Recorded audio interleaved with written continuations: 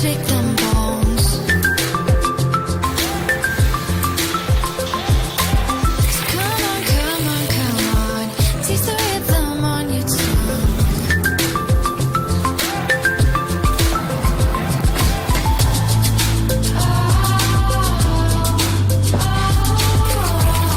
Make it shine like gold, make it shine like gold.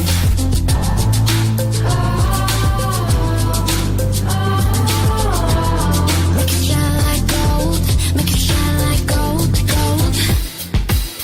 Allora, buongiorno. Get down from that high horse, ride this feeling with us.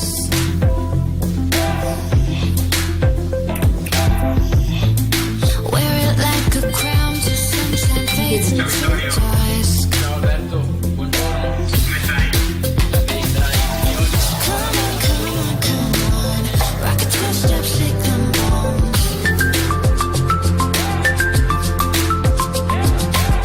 Come on, come on, come on, taste the rhythm on your tongue.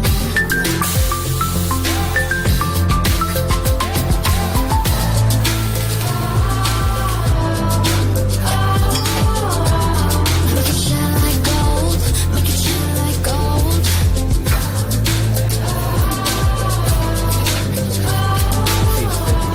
Make it shine like gold, make it shine like gold, gold.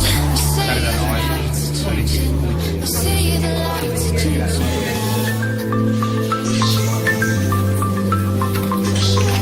I hear the music playing, I hear it playing in my mind.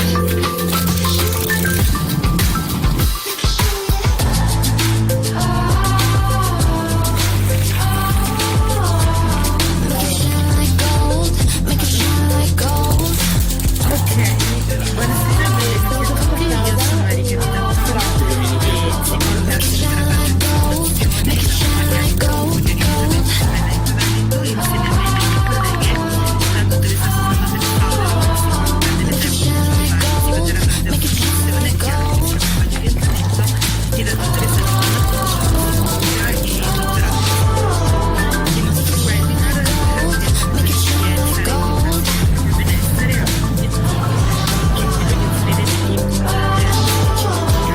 Make it shine like gold, make it shine like gold. e la dottoressa Giovanna Puccio, e dottora. Il nostro webinar Make it shine like gold. benessere a tutti e che voglio offrire degli input Make it shine like gold, make it shine like gold, gold. Make it shine like gold, make it shine like make it shine like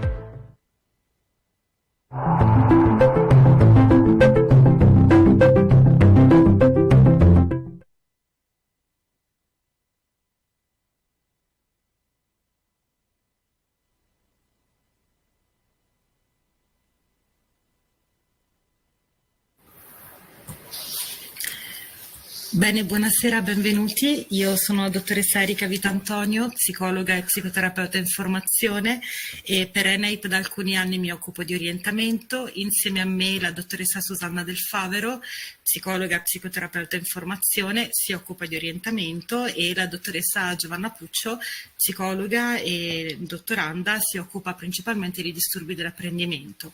Il nostro webinar Orientamento e Resilienza, reinventarsi per il proprio benessere, vuole offrire come obiettivo degli spunti, degli input realistici e con questo anche positivi rispetto ai cambiamenti inaspettati che tutti noi incontriamo nel corso della nostra vita. Non mi dilungherò su una definizione approfondita di orientamento, condividendo con voi solo che esso rappresenta un insieme di pratiche educative e di rinforzo che accompagnano le persone lungo l'arco della vita.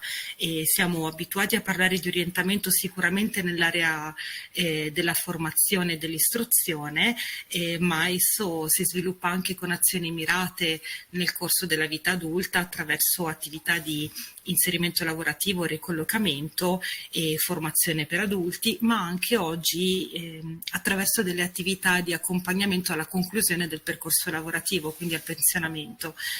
Vogliamo invece soffermarci su quelle che sono le aree di intervento dell'orientamento di cui parleremo oggi.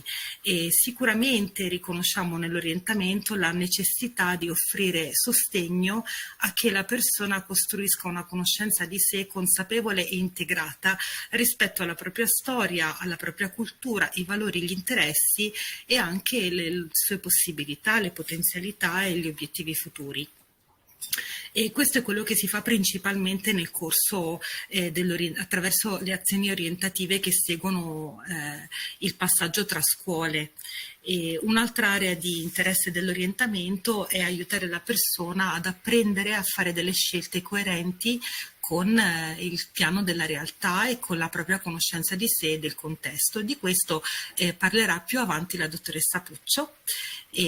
Un'altra area di interesse è la possibilità di sostenere la persona che riconosca e utilizzi in modo efficiente ed efficace i propri punti di forza in rapporto al contesto, quindi riconoscere e adattare ciò che sa fare bene e anche con semplicità e saperlo utilizzare in quello che è il contesto di vita. Di questo parlerà più avanti la dottoressa Del Favero. Io invece inizierò parlando dell'ultima area di interesse che riguarda invece i momenti difficili e quindi la necessità che le persone mettano in campo delle risorse per operare nuove scelte, quindi fare delle azioni di ridecisione rispetto alla propria vita, reimettersi nel sistema dell'apprendimento o anche riadattarsi o decidere anche di cambiare attività nel contesto della vita. Ora, ovviamente, quando stiamo parlando di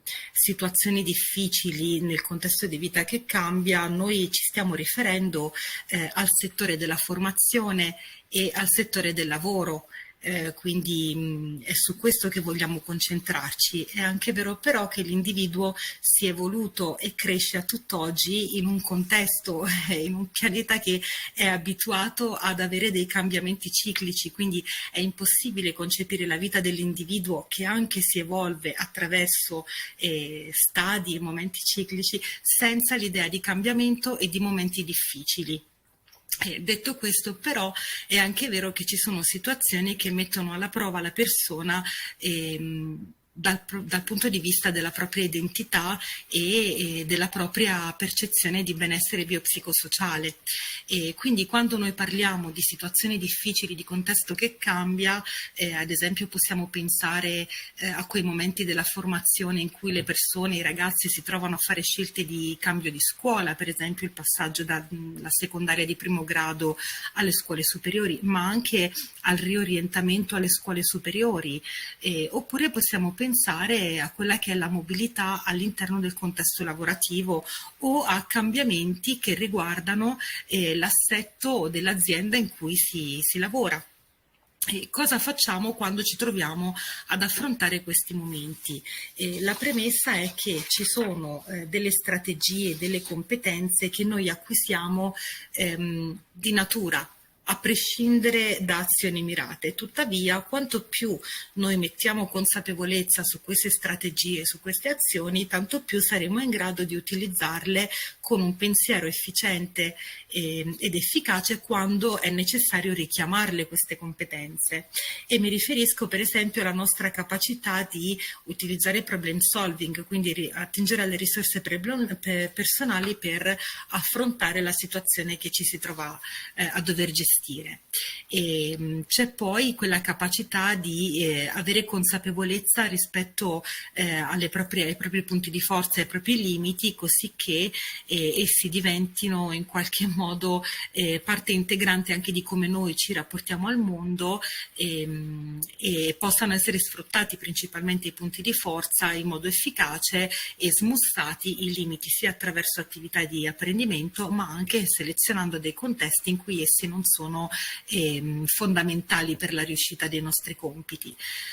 Un'altra competenza che sviluppiamo per affrontare i momenti difficili è la capacità di analizzare il problema da un punto di vista estrinseco, ovvero come esso si presenta oggettivamente, quindi qual è la situazione, e soprattutto ancora di più rispetto a come questo problema impatta su di noi, quindi qual è la percezione che noi abbiamo.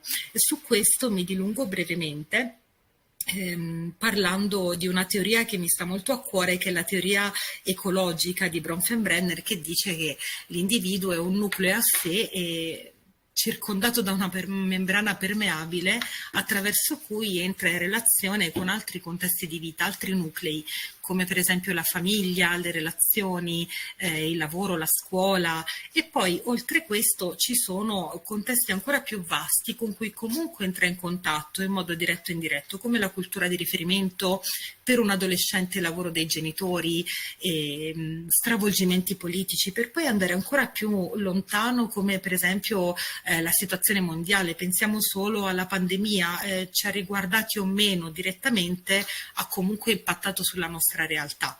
Quindi ogni contesto ha un potere agentico rispetto a come noi gestiamo il problema e la nostra identità. In questo senso è importante apprendere ad analizzare la situazione in questo modo, in una maniera molteplice. Inoltre un altro aspetto importante che sia con l'orientamento ma anche con l'esposizione ai problemi della vita apprendiamo è la capacità di suddividere i problemi il problema negli aspetti affrontabili e in quelli che rappresentano qualcosa di differenziato da noi e di difficile malleabilità. Questo ha un po' a che fare nella psicologia dello sviluppo e soprattutto rispetto all'accettazione della parte del problema che non può essere cambiato, con il concetto di gestione della frustrazione, che è proprio un compito di apprendimento, ovvero imparare a stare anche in quei contesti che non rispecchiano perfettamente le nostre ambizioni e i nostri desideri o non rispondono in modo interattivo alle nostre richieste, eppure non possiamo sottrarci a questo. Infine ci costruiamo un piano d'azione per affrontare i problemi. Queste competenze di cui vi ho parlato ci danno una prima definizione del concetto di resilienza, e non a caso dico una prima definizione, perché la resilienza è un costrutto davvero abusato soprattutto oggi nella nostra società, e spesso viene confuso con la semplice capacità delle persone di resistere nei momenti difficili. In verità la resilienza ha più a che fare con quella capacità di mantenere una propria identità all'interno di un contesto che fa pressione, che quindi crea difficoltà. E mantenere la propria identità significa certamente imparare a resistere, ma significa anche, quando la pressione è così forte da impedirci di continuare ad esistere con un livello ottimale di benessere o comunque positivo di benessere, anche la capacità di spostarsi, di cercare un nuovo contesto. Quindi è una competenza molto più vasta, ma soprattutto non è una qualità, piuttosto è uno stile di pensiero, un insieme di competenze, di capacità che le persone possono utilizzare in alcuni momenti della loro vita, ma non è detto che accompagnino ogni momento critico dell'esistenza di ognuno di noi. Quando parlo di stile di pensiero mi riferisco, oltre alle competenze di cui ho parlato poco fa, sinteticamente, quindi alla capacità di analizzare il contesto, comprendere la situazione, fare delle azioni di risoluzione, percepire in modo realistico la propria autoefficacia, quindi avere un'idea positiva ma ottimistica di quanto siamo in grado di portare a termine un compito difficile per noi, e ha anche a che fare con la capacità di di essere ottimisti rispetto alle nostre capacità, guardando all'errore in modo strumentale. Su questo voglio dilungarmi anche se brevemente, perché non vorrei banalizzare l'errore in modo strumentale. Allora, noi evolviamo come esseri umani attraverso l'errore e banalmente posso dire questo: i bambini imparano a camminare principalmente cadendo e apprendendo a gestire il proprio baricentro corporeo, e davanti a una situazione del genere nessuno di noi direbbe al bambino che è troppo stupido per imparare a camminare o che sarà fallimentare nella sua vita perché non ha imparato a camminare nei tempi giusti. Eppure, man mano che cresciamo e ci inseriamo prima nel contesto scolastico, che resta un contesto valutativo e prestazionale, anche se con aspetti positivi, e poi dopo con il contesto lavorativo, sempre più l'errore va a determinare la nostra capacità di essere in qualche modo vincenti o perdenti, quindi va ad identificarci, a costruire una parte della nostra identità. Questo può essere vero in alcune circostanze, principalmente per ciò che riguarda gli errori recidivi, ma nei compiti di apprendimento o nelle situazioni problematiche spesso è proprio l'errore che porta a quello che viene definito l'insight, l'illuminazione, quindi una nuova soluzione. Inoltre nella resilienza c'è anche la capacità di rendersi in grado di affrontare gli imprevisti, facendo peso sulle proprie capacità e riorganizzando la propria vita anche in modo positivo prima di fare dei cambiamenti drastici, rendersi poi consapevole, rimanere fedeli ai propri principi e ai propri valori, quindi avere un nucleo identitario separato che non ha a che fare col proprio ruolo lavorativo o sociale o con la prestazione, ma ha a che fare appunto con quello che noi crediamo di noi stessi. E infine imparare, cosa difficilissima, a chiedere aiuto in modo strategico quando non siamo in grado di affrontare una situazione problematica da soli. Faccio ad esempio riferimento a quei contesti in cui si vorrebbe tanto rimettersi nel mondo del lavoro, eppure si fa fatica ad esempio a rivolgersi a un mental coach piuttosto che a un orientatore o piuttosto che a un nuovo corso di formazione, perché spesso anche la richiesta di aiuto coincide con una valutazione positiva o negativa di noi stessi. A questo punto potremmo già iniziare a definire quali sono i contesti in cui la resilienza può fallire. Prima di questo mi preme fare un accenno a che cosa significa trovarci davanti a una persona che non è in grado di operare un pensiero resiliente, uno stile di pensiero resiliente. Ovviamente ci saranno degli accenni che riguardano tutti gli aspetti della persona, quindi l'aspetto cognitivo, quindi come pensa, troveremo sicuramente un pensiero pessimistico, con una forte attribuzione di responsabilità sia interna che esterna, che va verso il senso di colpa, quindi persone che si vedono fallimentari e vedono anche la prospettiva di vita come fallimentare o negativistica. A livello comportamentale avremo di sicuro delle azioni, delle tendenze a evitare il problema o comunque a scansarlo o a terrorizzarci davanti alla problematica, quindi a non affrontarla e a comportarci in maniera più rigida rispetto a quello che facciamo di solito, accusando più stanchezza nei nostri contesti di vita. E a livello emotivo esperiremo sicuramente degli stati emotivi complessi in qualche modo negativi. Parlo appunto del senso di colpa esteso, parlo della vergogna, parlo di esplosioni di rabbia, ovviamente estremizzando. Però ecco, di sicuro quello che viene a mancare in una persona che non è in grado in quel momento di agire un pensiero resiliente è la possibilità di vedere delle alternative, in questo senso pensiero flessibile. Quali sono quindi i contesti in cui la resilienza può fallire principalmente? Prima di tutto quando il compito che ci troviamo ad affrontare è estremamente superiore alla nostra possibilità.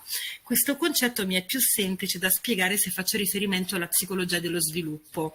Allora, l'individuo apprende e sottoponendosi a delle situazioni problematiche di un gradino superiore rispetto a quello che è il suo stadio di sviluppo, quindi quello che sa fare.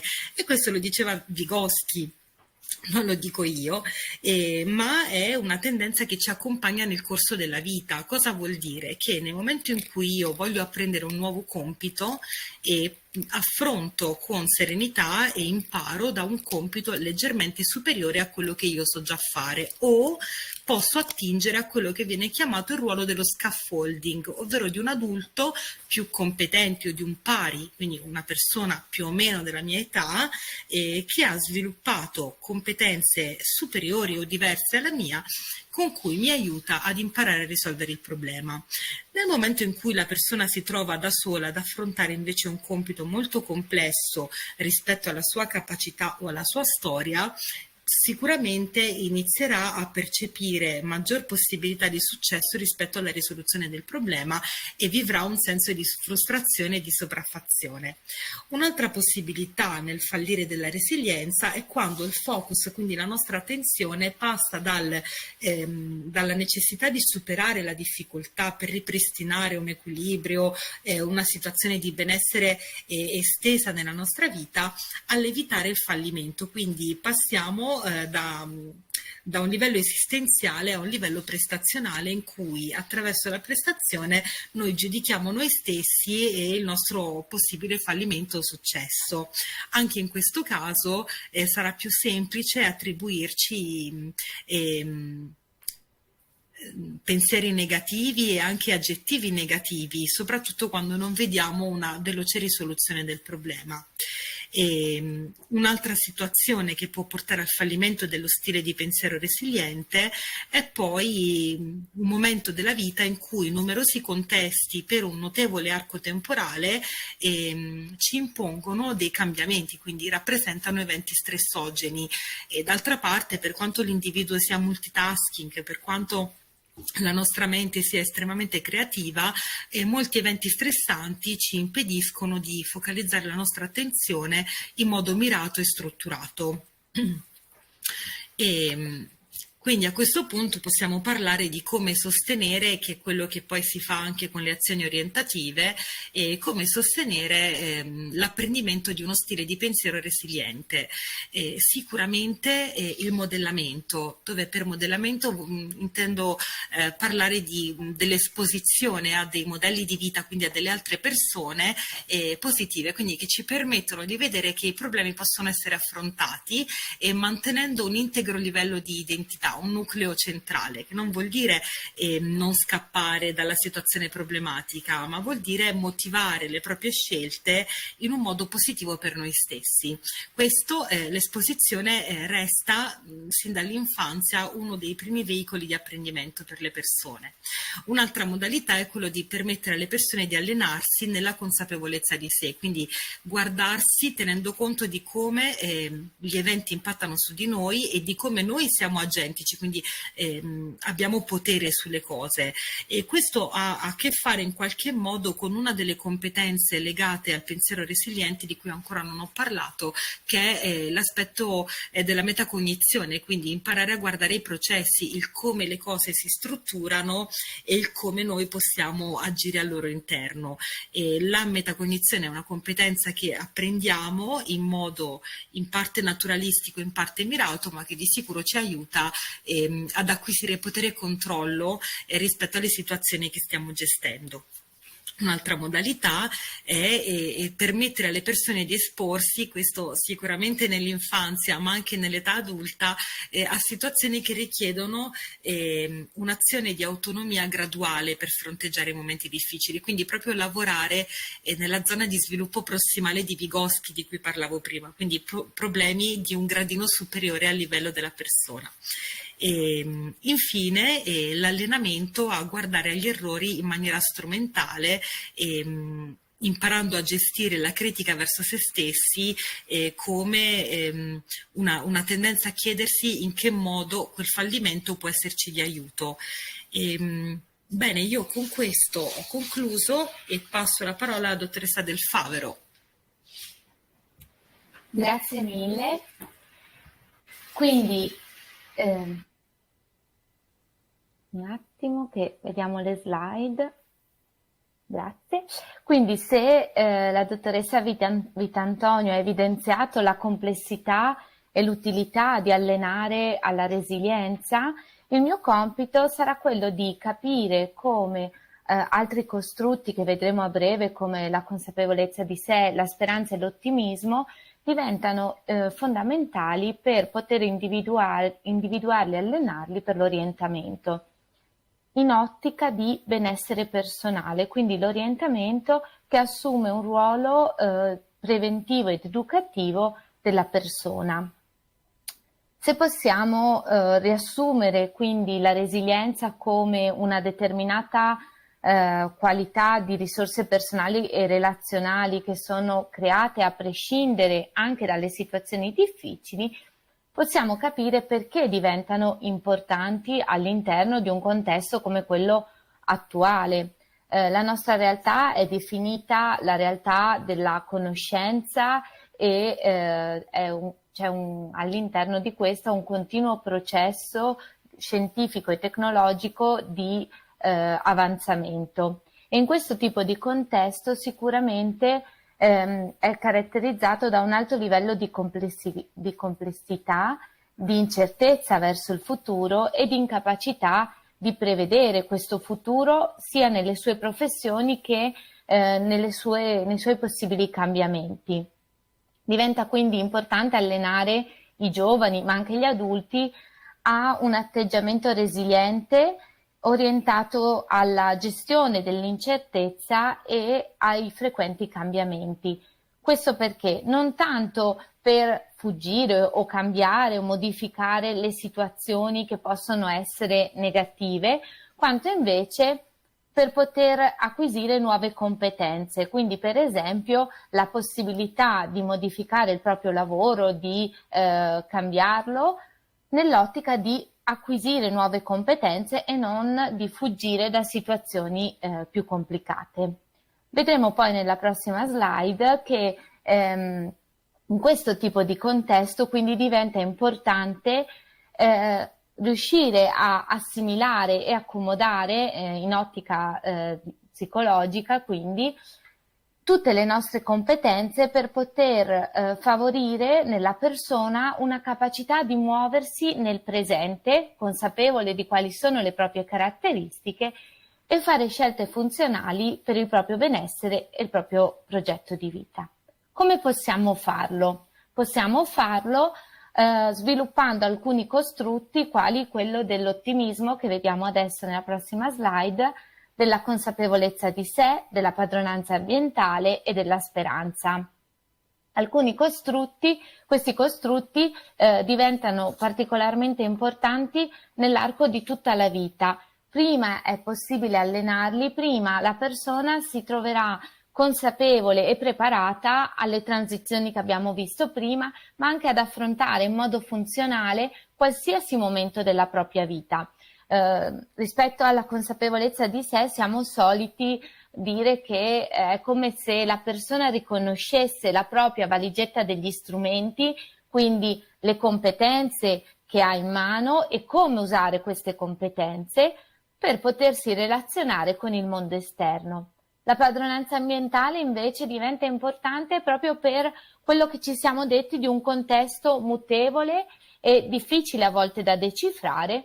Per questo motivo conoscere le caratteristiche, ma anche gli aspetti informativi, come per esempio i trend, piuttosto che le possibilità di cambiamento del nostro ambiente, del nostro piccolo contesto, ci permettono di muoverci più agevolmente.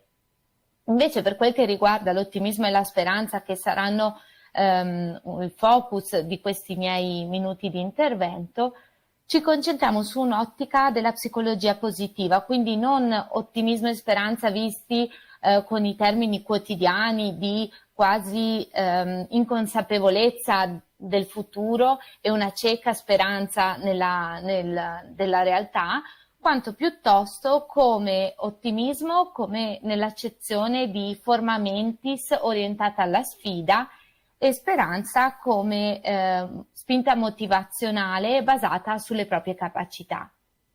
Perché lo facciamo? L'abbiamo già detto, ma compito fondamentale dell'orientamento già con i libri bianchi era quello di supportare gli individui per poter sviluppare il proprio benessere e la propria salute psicosociale e poter quindi, per esempio, ridurre le fonti di disagio sia sociale che psicologico. Per farlo quindi dobbiamo lavorare su questi costrutti in un'ottica di psicologia del benessere, un'ottica che prevede un lavoro fin dalla tenera età, quindi cercando il più possibile di allenare i giovani fin dalla scuola dell'infanzia per portare avanti nell'arco di tutta la vita, quindi in un'ottica permanente, queste competenze di cambiamento. Dove possiamo farlo quindi? Possiamo farlo all'interno dell'ambiente scolastico, sia all'interno del mondo del lavoro. L'ambiente scolastico è fondamentale perché sappiamo che è il luogo nel quale il bambino o il ragazzo vive molte delle proprie esperienze e soprattutto all'interno di questo ambiente tende a creare l'idea su di sé, sugli altri e sulle proprie relazioni.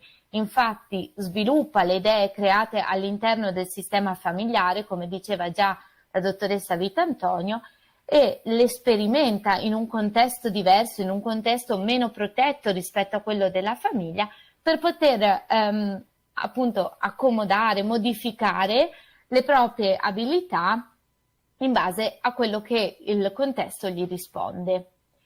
L'altro ambiente importante è quello del lavoro. Il lavoro, come sappiamo e come afferma Bandura nel 96, è un ambiente nel quale la persona crea la propria identità e il proprio senso del valore personale. Per questo motivo diventa importante lavorare sulle proprie competenze e sull'ottimismo anche in questi tipi di ambienti che possono diventare fondamentali palestre di allenamento per le nostre competenze. Vediamo ora, proprio nello specifico, la consapevolezza di sé. La consapevolezza di sé, come abbiamo già anticipato, non è una visione cieca solo dei nostri punti di forza, ma anzi vuole concentrarsi a tutto tondo sulla persona, sui nostri punti forti, sui nostri punti deboli, perché siamo fatti di entrambi ed è importante riconoscerli per poter trovare strategie funzionali per rispondere alle sfide. Se io riconosco di avere un punto debole, questo potrà non diventare una debolezza nel momento in cui mi si presenta, perché avrò ideato delle strategie alternative per rispondere in modo funzionale a quello che il contesto mi offre. Inoltre la consapevolezza di sé, e in particolare quello che vediamo con la teoria dei 3 sé, ci propone di comprendere chi siamo oggi e chi vogliamo diventare nel nostro domani. Quindi diventa uno strumento che qualsiasi operatore di orientamento può utilizzare nell'arco di tutta la vita per ragionare con le persone su quello che siamo oggi, sul nostro presente e sul nostro futuro.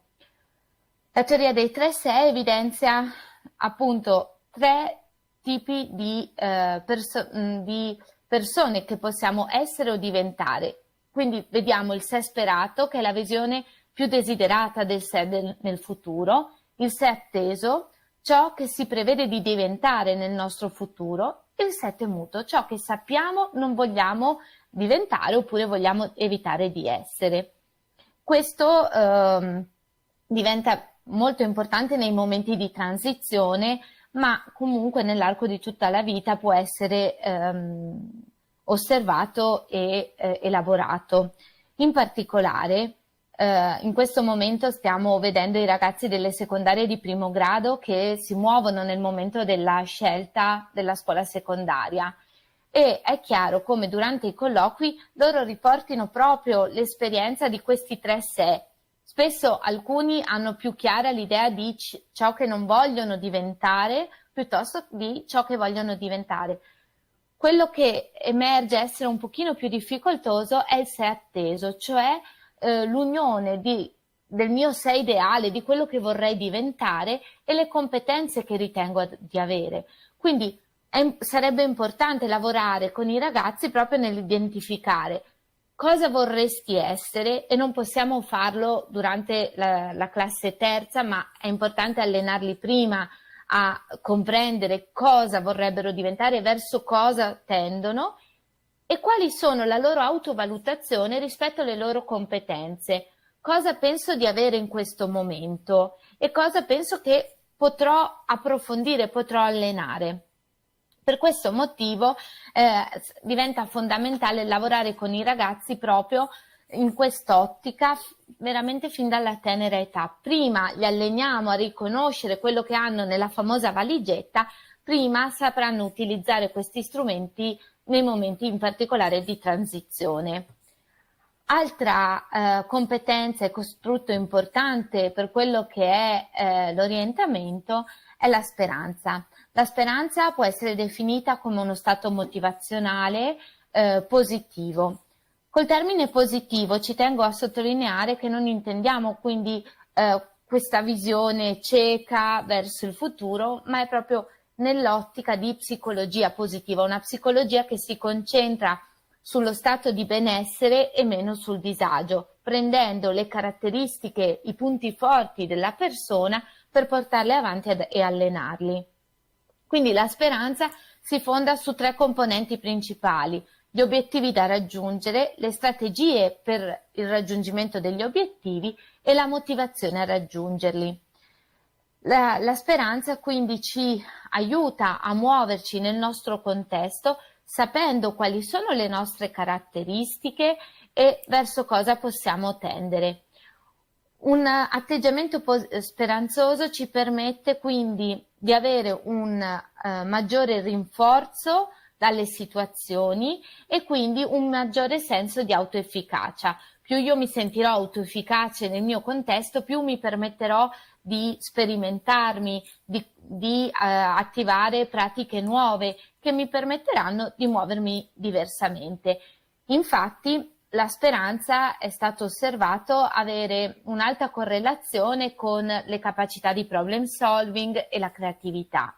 Inoltre, la speranza ci permette di attivare strategie più efficaci di fronte agli eventi negativi della vita.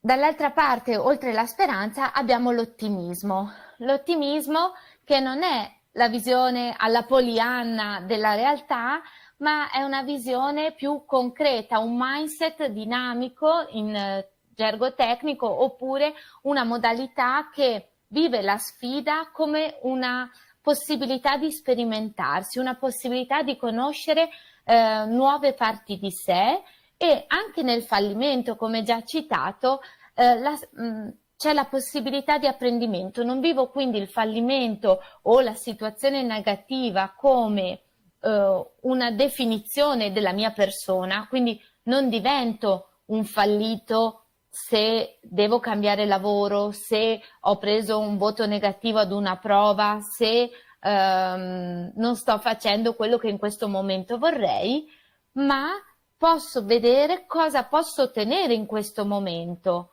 cosa posso aggiungere alla mia valigetta. L'ottimismo quindi può essere indicato come la tendenza a credere che si possano raggiungere risultati positivi piuttosto che negativi, nell'ottica proprio della sfida che diventa un momento di apprendimento, imparare per imparare. In questo tipo quindi di costrutto aumenta anche la possibilità di relazioni sociali, di rapporti migliori, perché mi fornisce una prospettiva agentica rispetto al mio futuro. Sento di potermi muovere nel mio futuro, poterlo modificare e quindi poterne essere un protagonista attivo.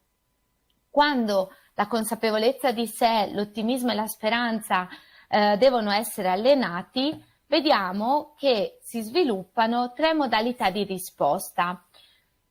Le modalità di risposta alle sfide possono essere moltissime e sono state raggruppate in queste 3, ma ci tengo a sottolineare che nessuno di noi reagirà in modo sempre uguale a tutte le situazioni. Questo vale sia per gli ambiti, posso reagire con una modalità produttiva che vedremo a breve in ambito lavorativo e non produttiva nella vita sentimentale, ma anche nello stesso contesto come quello lavorativo potrei reagire a situazioni diverse con modalità diverse.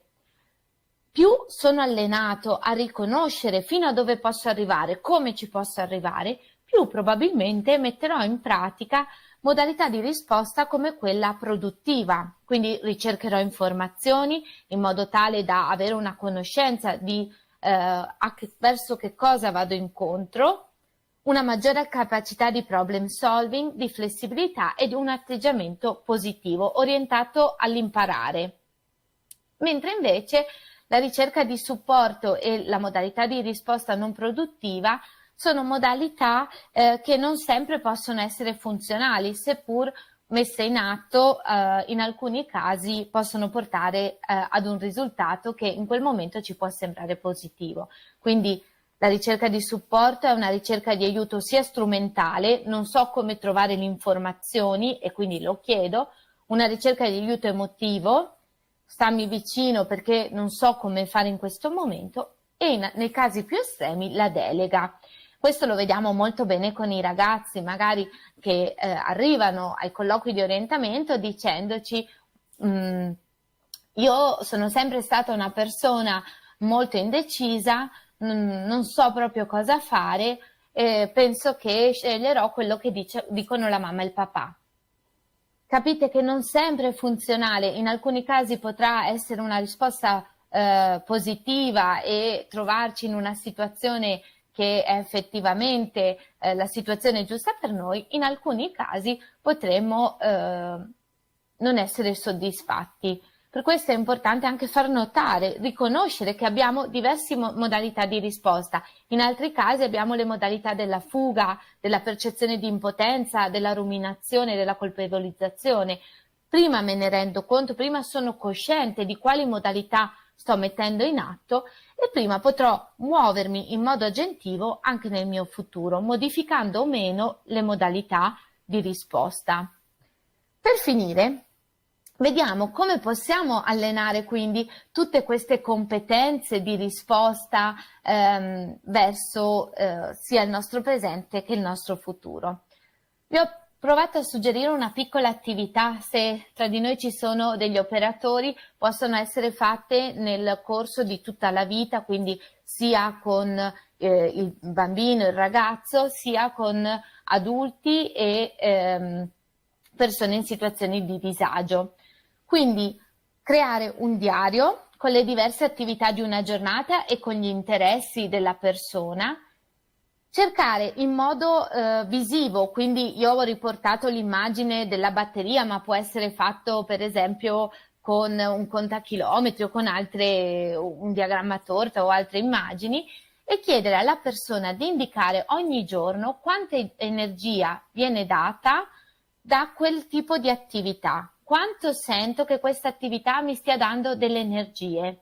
Poco, tanto, lo individuo e lo inserisco nel mio diario visivamente. Una volta fatto, viene analizzato con l'operatore di orientamento e ci si chiede: benissimo, quindi che emozioni ti suscita questo tipo di attività? Il fatto che ti tolga tante energie, ma poi ti lascia un'emozione positiva, un senso di efficacia o meno? E se mi lascia un senso di inefficacia, temo di dovermi ritrovare in una situazione del genere, quanto pensi sia probabile che realmente accada questa situazione? Quindi alleniamo l'idea di un futuro che davvero è incontrollabile o meno? E poi mi domando: se davvero questa situazione può accadere nuovamente, come posso reagire alla situazione? Quindi con un'ottica ottimistica e di speranza. Come posso reagire a questa situazione? Posso attivare modalità diverse da quelle già attivate?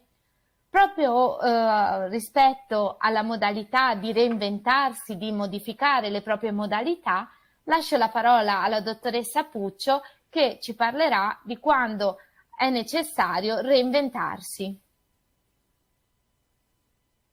Buonasera a tutti, ecco come anticipato io vi parlerò di cambiamento e quindi della capacità di reinventarsi. Adesso noi purtroppo non siamo in presenza, quindi non riusciamo a vedervi, però sono certa che se chiedessi di alzare le mani a tutte le persone che appunto si sono promessi almeno una volta nella vita di cambiare in qualcosa o per qualcosa, probabilmente ci sarebbero tutte quante le mani alzate, qualcuno alzerebbe probabilmente entrambe le mani, io sono fra quelle che alzerebbero entrambe le mani.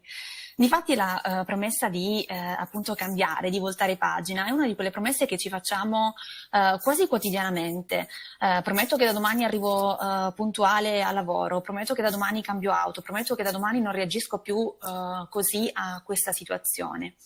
Il punto è che qualsiasi cambiamento che sia voluto, quindi atteso, desiderato o meno, quindi che sia in qualche modo subito, richiede alla persona una sorta di sicuramente dell'impegno, a volte anche del sacrificio, ma comunque un impegno concreto a cambiare la situazione reale e attuale. È per questo che appunto il cambiamento è forse l'atto più estremo dell'orientamento, perché porta la persona a fermarsi, a guardare esattamente dove si trova. È come quando usiamo Google Maps, no? Inseriamo le coordinate del posto in cui ci troviamo adesso, quindi della persona che siamo attualmente, e chiediamo al navigatore, o quotidianamente a noi stessi, dove vogliamo arrivare. E quindi orientarsi significa non solo capire qual è la meta, quindi dove arrivare, ma anche come arrivarci. Come anticipato prima appunto dalla dottoressa Vitantonio, infatti il percorso di orientamento e il percorso a maggior ragione di cambiamento è proprio un cammino, un percorso di crescita, che chiede quindi alla persona di reinventarsi. Cambiare abitudini però, cambiare stile di vita non richiede soltanto una buona dose di motivazione, ma anche un'ottima, un'estrema dose di costanza. Di fatto la motivazione è quel bisogno, è quella necessità che ci fa fare il salto, che quindi ci fa dire no basta, io non sto più bene nella posizione in cui mi trovo, oppure devo necessariamente per forza di cose riadattarmi ad un nuovo contesto e quindi devo fare il salto. Il salto rappresenta, diciamo, il 50% del cammino, quindi sicuramente la motivazione è fondamentale ed importante per cambiare la situazione attuale. Però il resto del cammino è fatto di tanti piccoli passi che appunto dobbiamo svolgere e dobbiamo compiere quotidianamente. È quello che appunto alcuni psicologi chiamano il fattore 1%, quindi davvero quei piccoli passi quotidiani ma costanti che ci permettono di cambiare la situazione attuale. Cosa ci richiede però il cambiamento? Di solito quando noi ci proponiamo di, per esempio, cambiare la nostra posizione lavorativa piuttosto che appunto la macchina, ok? Ci mettiamo in testa una serie di cose da fare, facciamo quella famosa to-do list, quindi prendiamo l'agenda, caselline e iniziamo a scrivere cosa ci serve per attuare questo cambiamento. Quindi, per esempio, se volessi cambiare la mia posizione lavorativa, cosa dovrei fare intanto? Beh, forse aggiornare il curriculum, dopodiché, per esempio, stampare il curriculum, iniziare a guardare se ci sono delle attività affini a quelli che sono i miei interessi e iniziare a distribuire il mio curriculum. Poi, per esempio, fare dei colloqui, sulla base di questi colloqui scegliere quella che è la realtà, per esempio, più affine ai miei interessi o alle mie possibilità in questo momento. Questa è sicuramente una cosa utile in termini pratici e applicativi, perché di fatto le liste di cose da fare, come abbiamo sperimentato tutti quanti, ci alleggeriscono tantissimo, soprattutto dal punto di vista del carico della memoria, quindi non dobbiamo più ricordarci noi esattamente tutti i passaggi da fare, ma li affidiamo ad un pezzo di carta, alla nostra agenda, che ci permette di visualizzare anche quello che dobbiamo fare e di focalizzarci su cosa vogliamo avere. Questo è un passo sicuramente necessario, però non sufficiente. Se vogliamo davvero cambiare, la cosa più importante da chiederci è chi vogliamo essere. Prima abbiamo visto appunto che la collega De Favero parlava dei concetti dei 3 sé, quindi di queste 3 identità che ognuno di noi ha. Ecco, noi adesso siamo in un sé attuale, che è quello reale. e per quanto delle volte pensiamo di conoscerci, in realtà non ci conosciamo mai davvero abbastanza e conosciamo ancor meno il nostro sé temuto e il nostro sé sperato. Ecco, però se vogliamo cambiare, sicuramente dobbiamo analizzare il sé sperato, quindi il sé ideale. Quindi non cosa devo fare per ricoprire quella posizione, ma chi devo essere? Cioè, quali sono le capacità che, per esempio, un leader ha rispetto a un componente del gruppo? Capita spesso anche durante appunto, i colloqui clinici che arrivino appunto dei pazienti che dicono io ho fatto tantissimi sacrifici, ho sacrificato anche la vita personale perché aspiravo a questa posizione, perché volevo questa promozione e poi mi sono reso conto che di fatto richiede un sacco di responsabilità che io non sono in grado di prendermi, oppure che chiede di sacrificare il sabato, che per me è un momento invece importante perché per esempio lo dedico ai miei hobby piuttosto che alla mia famiglia. Ecco, se noi non ci domandiamo chi appunto dobbiamo essere, quindi qual è anche la persona che dobbiamo diventare per raggiungere quegli obiettivi, rischiamo di in qualche modo perdere i pezzi, non considerare davvero tutta quanta la realtà e quindi magari di riuscire ad attuare il cambiamento ma di non essere soddisfatti, perché appunto di fatto non eravamo consapevoli di quanto fosse in realtà importante e in qualche modo anche a volte totalizzante quel cambiamento, per cui pensavamo che per esempio fosse limitato all'ambito lavorativo, ma di fatto ha delle ricadute inevitabili anche sulla vita personale e privata. Abbiamo visto quindi che prima parlavamo di resilienza, il cambiamento sicuramente richiede una dose di resilienza che però deve partire sempre dalla consapevolezza della propria identità. Noi non dobbiamo, quando cambiamo, non dobbiamo assolutamente stravolgerci, ma anzi guardare bene a chi siamo e a cosa vogliamo davvero, eventualmente anche usando appunto lo strumento delle batterie suggerito prima, per capire effettivamente che cosa ci dà la carica, in che cosa noi vogliamo spendere energie. E questo ovviamente prevede anche un'analisi di quelle che sono le nostre capacità. Ognuno di noi nel momento appunto attuale ha certe capacità e nel momento in cui vogliamo appunto cambiare, alcune di queste capacità probabilmente dovranno essere potenziate. Pensiamo appunto ad una persona che aspira alla posizione di manager, probabilmente, faccio un esempio fra tutti, dovrà migliorare le sue capacità linguistiche, per cui il livello di inglese B2 non sarà più sufficiente, dovrà puntare ad un livello C. Quindi ha delle capacità, diciamo, già consolidate, possiamo dire, nella lingua inglese, ma è necessario che queste vengano migliorate.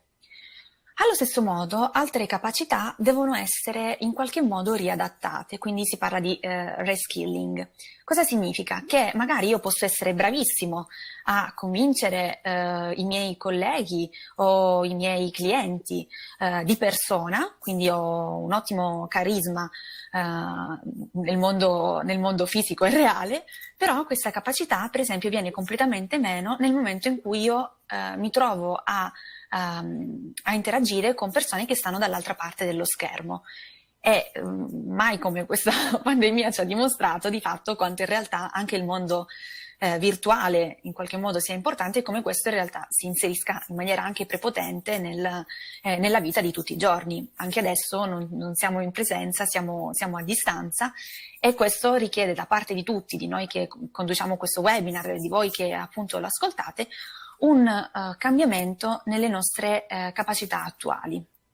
I cambiamenti prevedono sempre un piano B, o meglio, dovrebbero prevederlo sempre un piano B, perché quello che facciamo, quello che programmiamo e tutte le liste che appunto pensiamo di stilare, di fatto non possono essere immuni, diciamo, dagli eventi esterni.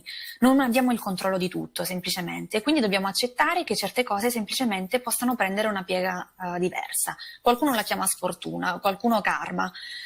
Di fatto più siamo preparati a fronteggiare anche gli imprevisti e più saremo in grado di prevedere e di appunto programmare al meglio questo piano B. Anche diciamo gli imprevisti, ne ha parlato approfonditamente prima anche la collega Vitantonio. Se ci poniamo su un'ottica diversa, se in qualche modo li prevediamo, non sono più degli insuccessi personali. Cambiare lavoro, cambiare scuola non è necessariamente un insuccesso, ma anzi può e dovrebbe essere un errore strumentale, che è appunto quello di cui parlavamo prima. E a questo proposito diciamo che non si può non fare riferimento, anche per concludere un po' questo webinar tutto al femminile, a quello che è stato sicuramente un ottimo esempio di cambiamento e di resilienza, soprattutto in un periodo di pandemia.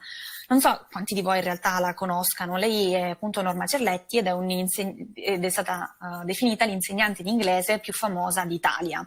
Di fatto ha 29 anni e quando è scoppiata la pandemia, in questo caso un cambiamento che nessuno di noi si aspettava e nessuno di voi probabilmente avrebbe desiderato, già stava affrontando una serie di insuccessi personali e lavorativi, ma appunto in occasione della pandemia ha perso anche il lavoro di insegnante e quindi ha avuto, diciamo, la capacità, la motivazione, la costanza, di cui abbiamo parlato prima, di reinventarsi.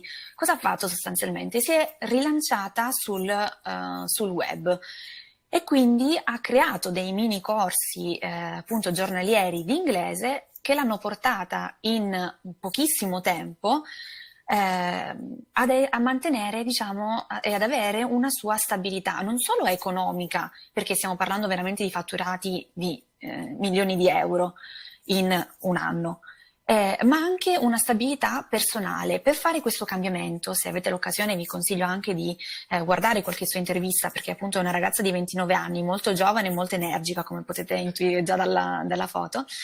E la cosa più bella è vedere come appunto lei di fatto per attuare questo cambiamento si sia dovuta fermare, guardare dentro, pensare al suo sé autentico e difatti quando lei, diciamo, conduce le sue live o quando registra questi brevi video mette da parte quello che è il mondo dei lustrini del web per concentrarsi unicamente su quello che a lei piace, su quello che lei è, quindi sul suo insegnamento, sulla sua professione che è poi anche ovviamente la sua passione. Questi esempi so che di solito si presentano sempre sui webinar, però di fatto devono servirci non solo appunto come fari, ok? Per dire ok, c'è qualcuno che ce la fa, ma anche per confrontarci con gli altri. Cioè il fatto che ci sia qualcuno che poi ce la fa ci deve spingere appunto ad interrogarci su noi stessi. Cioè, che cosa ha fatto lei che io non ho ancora fatto e che posso fare? Quali sono stati invece i miei passi di successo che posso condividere con gli altri?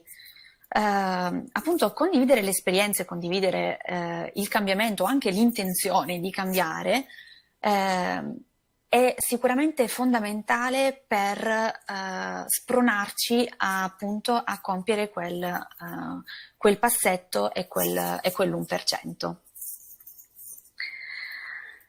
E con questa slide, diciamo, vorremmo concludere questo webinar. Appunto c'è lo specchio, che è lo stesso elemento che abbiamo visto all'inizio di questa presentazione, con l'invito appunto a guardarvi dentro.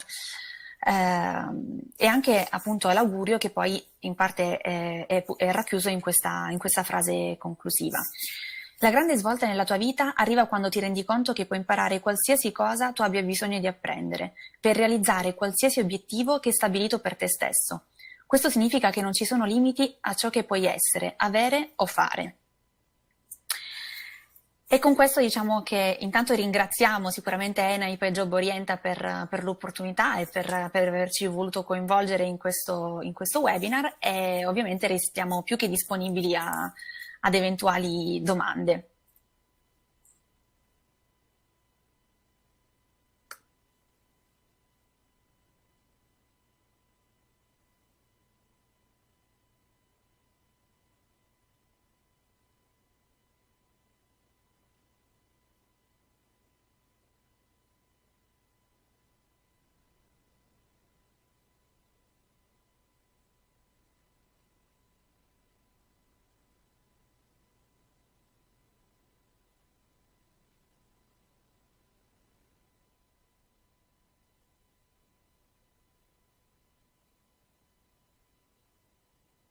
lasciamo lo spazio.